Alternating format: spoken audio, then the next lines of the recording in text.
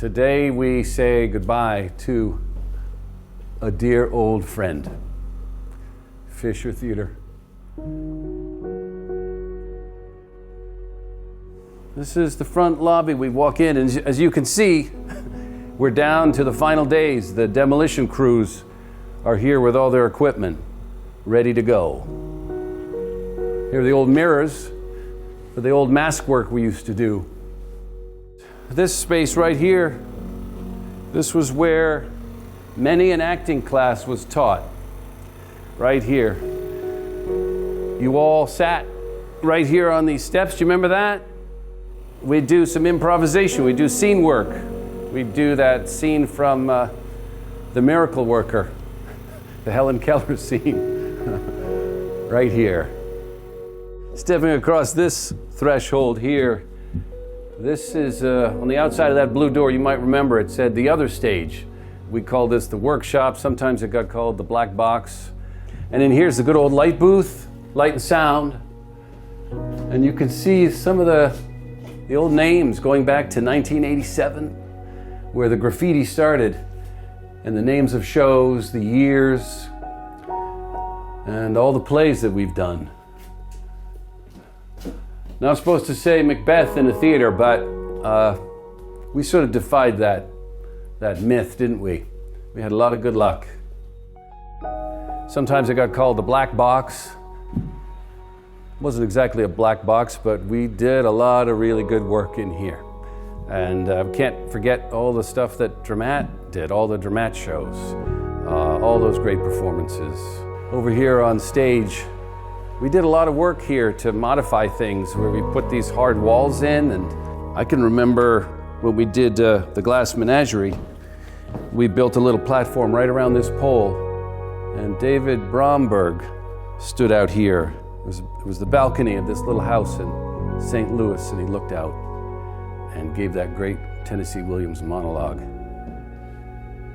Jim Fisher, and as I understand, with his son Chet, they had conversations about theater at Exeter, and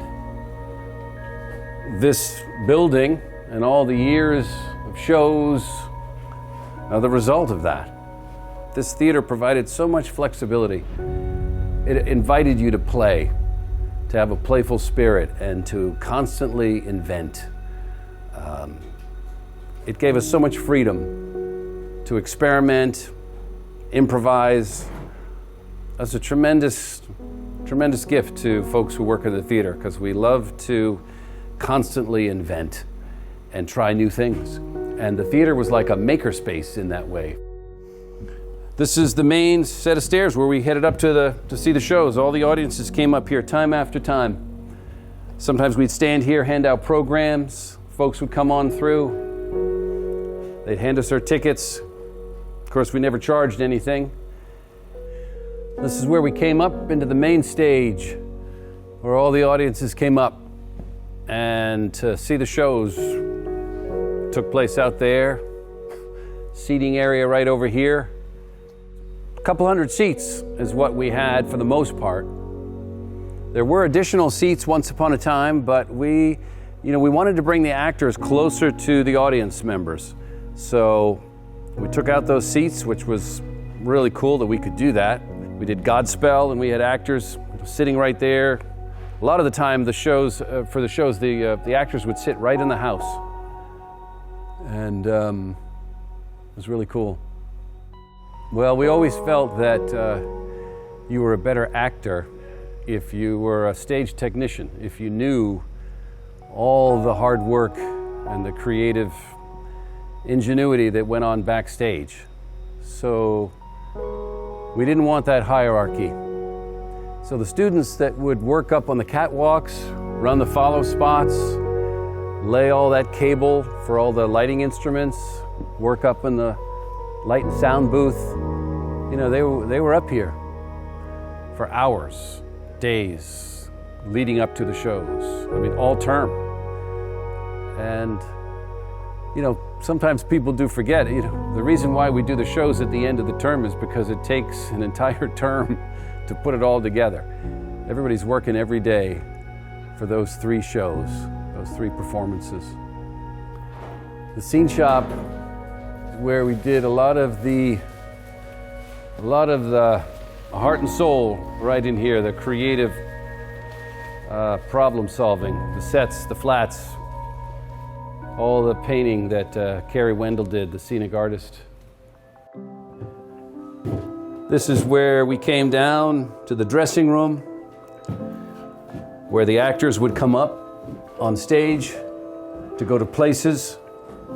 Stage management would talk to them on the headsets and places, please. Places in 5.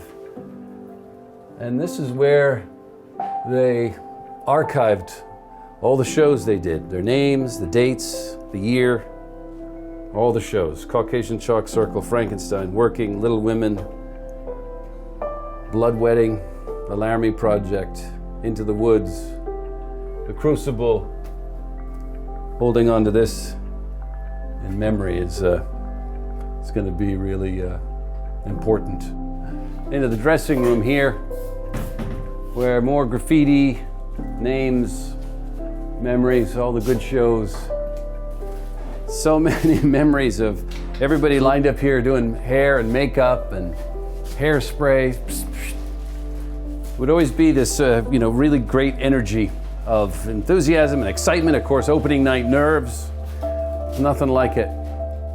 This may be the hardest part for me to say goodbye from here, because this is, for a director, once the show was up, you'd sit here, exhausted, of course, but you'd look out there and you'd see the students, and you'd see them working their magic and what they could do when they, put their heart and soul into it. So this is a tough one, because in a way, this is the final act, what you see here. And a theater is a living thing. It's always in a state of transition or transformation.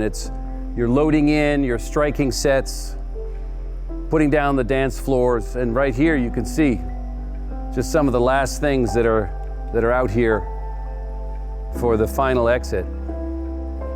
And it's tough, because just experienced a lot here of the memories mean more than I could possibly put into words.